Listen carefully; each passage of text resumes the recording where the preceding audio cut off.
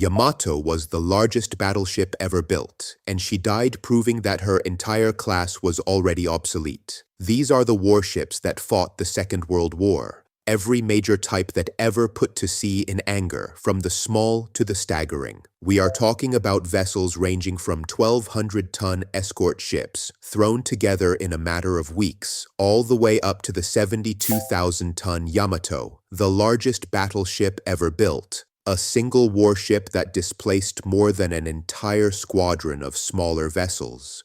And the story of how these warships were classified, how they fought, and how an entire way of war died and was reborn between 1939 and 1945 is one of the most dramatic chapters in naval history.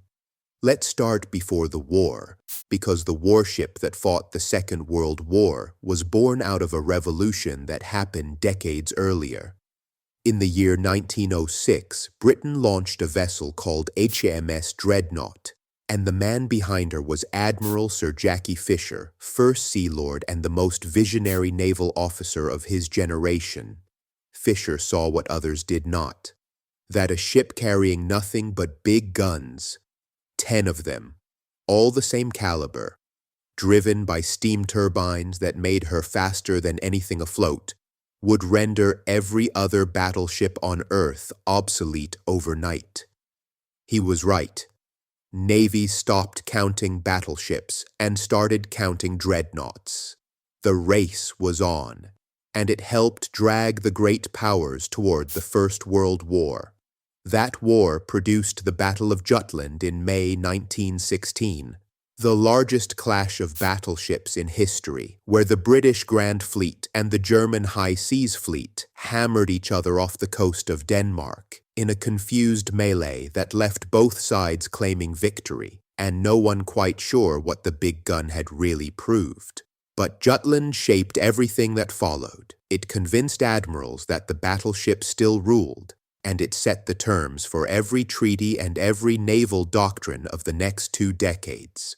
After the war, the victors tried to stop the madness. In 1922, the major naval powers signed the Washington Naval Treaty, which limited each battleship to 35,000 tons and capped the biggest guns at 16 inches. It also fixed the size of the American, British, and Japanese battle fleets in the 5-5-3 ratio, giving the United States and Britain 5 capital ships each for every 3 Japan was allowed.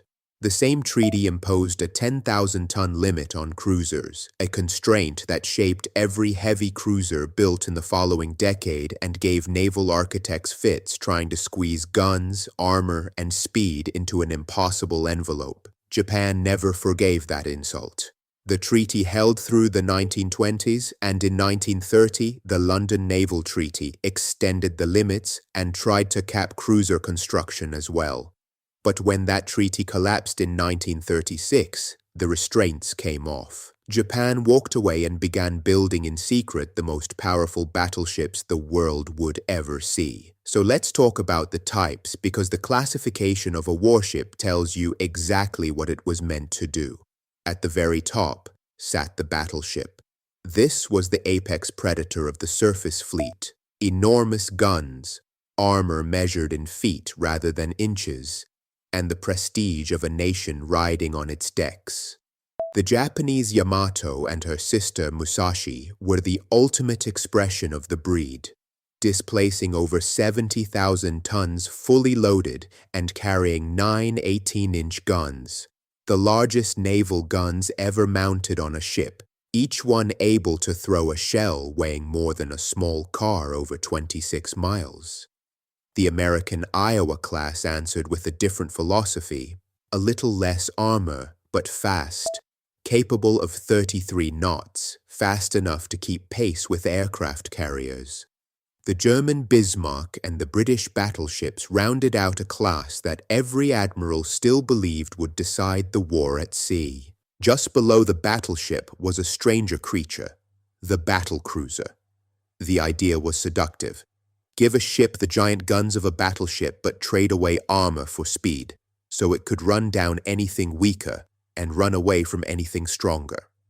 On paper it was brilliant. In practice it was a death trap. The British HMS Hood was the most famous warship in the world for 20 years, the pride of the Royal Navy. In May 1941, during the Battle of the Denmark Strait, she met the Bismarck, and within minutes, a German shell plunged through her thin deck armor and into a magazine. Hood blew apart and sank in 3 minutes. Of more than 1,400 men aboard, 3 survived. Then there was a German specialty the British nicknamed the pocket battleship, a ship the size of a cruiser carrying battleship-style 11-inch guns built to roam the oceans sinking merchant ships. The Graf Spee was the most famous, hunted down and cornered in the very first months of the war. But the warship that actually won the Second World War was none of these. It was the aircraft carrier. When the war began, most admirals still saw the carrier as a scout for the battle fleet, a ship whose planes would spot the enemy so the big guns could finish the job. A handful of visionaries saw the truth. The carrier was not the scout. The carrier was the weapon. The fleet carrier was a floating airfield carrying dozens of aircraft hundreds of miles beyond the range of any gun. The Japanese had Akagi and Kaga, and the man who would wield them was Admiral Isoroku Yamamoto, architect of Japan's carrier doctrine and the strategy that would open the Pacific War. The Americans had Lexington and the legendary USS Enterprise CV-6, the Big E, which would become the most decorated ship of the entire war, fighting from Pearl Harbor to the final surrender and surviving every battle she entered. The magnificent Essex-Class would be built 24 strong. The British had the armored Illustrious and the famous Ark Royal. And there were smaller carriers too. Light carriers were built fast on cruiser hulls to fill the gaps. And then came the humble escort carrier, the so-called jeep carrier, a slow, cheap flight deck welded onto a merchant ship hull and turned out by the dozens. They were unglamorous and they were everywhere, hunting submarines over the convoys and shielding the troops who stormed the beaches, including the troops who faced kamikaze attacks in the later Pacific Campaign, where Japan's suicide aircraft made the British armored flight deck look like a very wise investment indeed. The proof came early.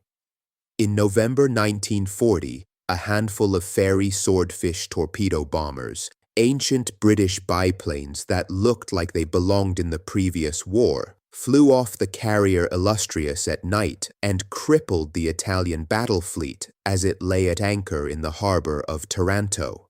A few old aircraft had done to a battle fleet what a fleet of battleships could not.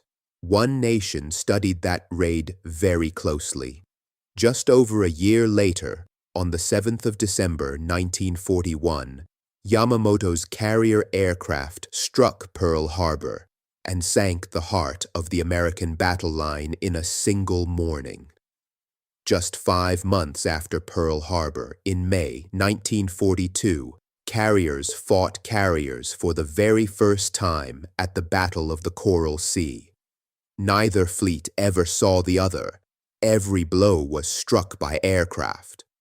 The battle itself was tactically inconclusive, but it was strategically decisive. It stopped the Japanese advance toward Australia and, crucially, knocked 2 of Japan's carriers out of action just weeks before the most important battle of the Pacific War. And then, in June 1942, off a tiny atoll called Midway, the carrier war reached its turning point. Admiral Chester Nimitz, commander of the U.S. Pacific Fleet, had positioned his carriers based on intelligence intercepts. Intercepts made possible because American cryptanalysts had cracked Japan's naval code, giving Nimitz knowledge that Yamamoto lacked. When the moment came, Admiral Raymond Spruance made the tactical decision to launch his strike.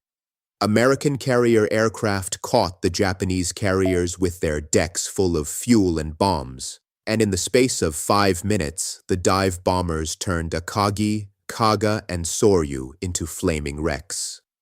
A 4th carrier, Hiryu, went down that afternoon. Yamamoto's fleet, which had ruled the Pacific for 6 months, was broken. The age of the battleship was over. It had simply not yet been told.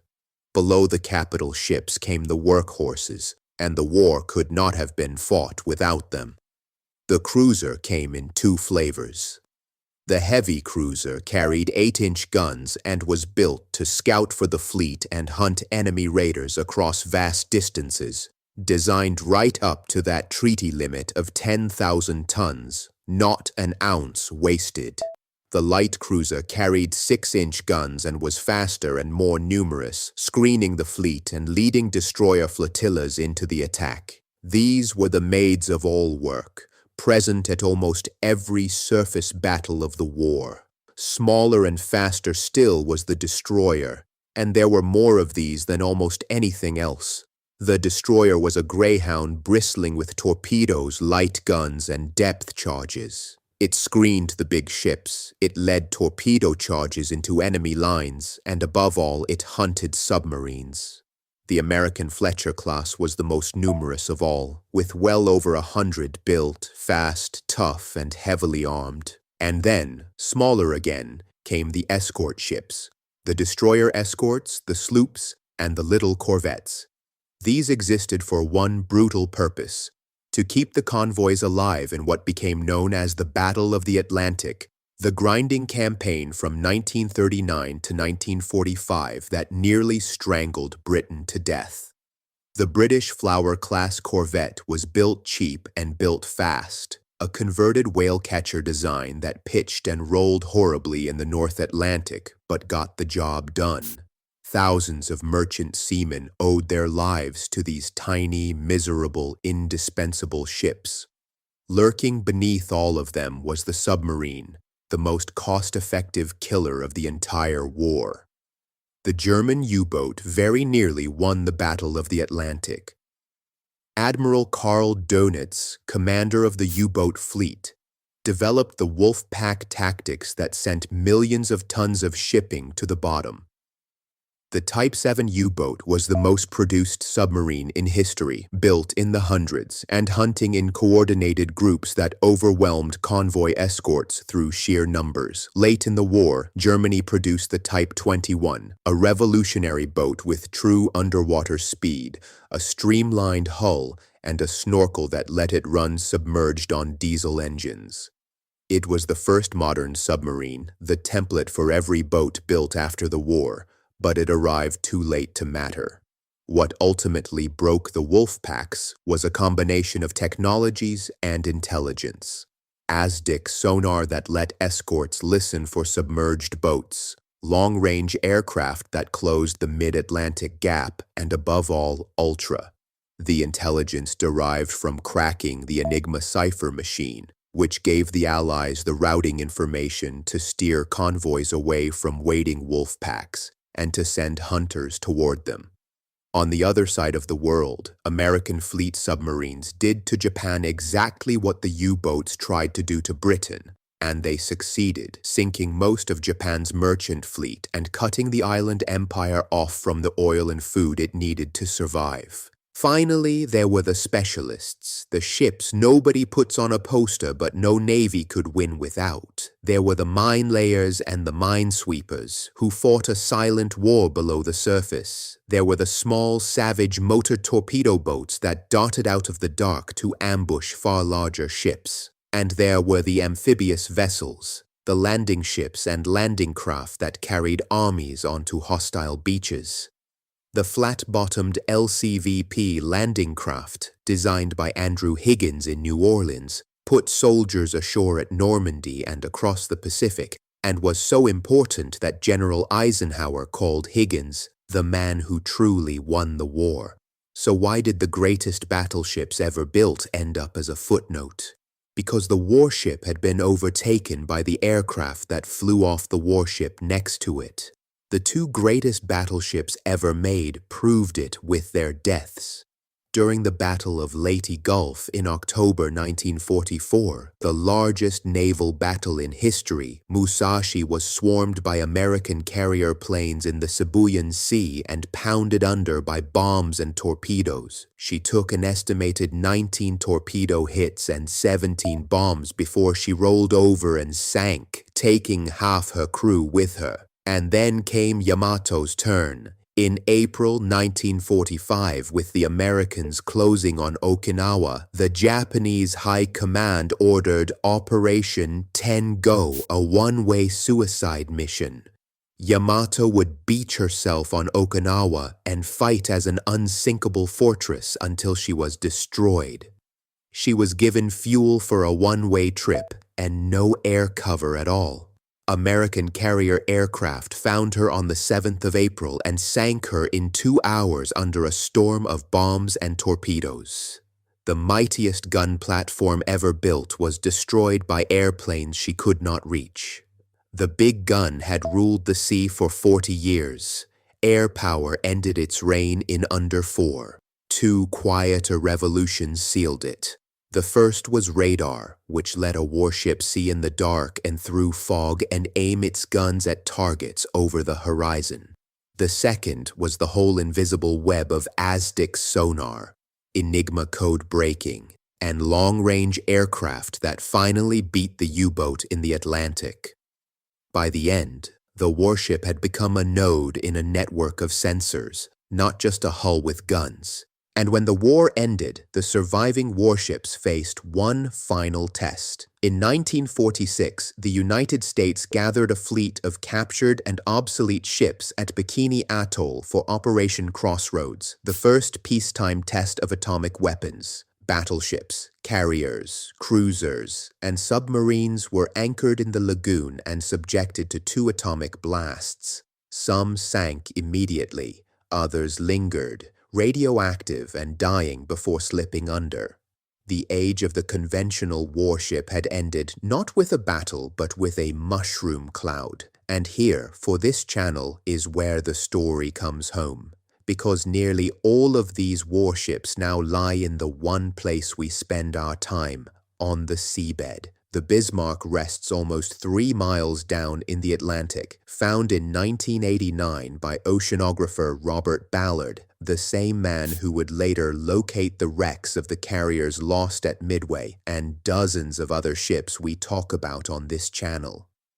The Hood lies broken on the bottom, a war grave for her 1,400 men.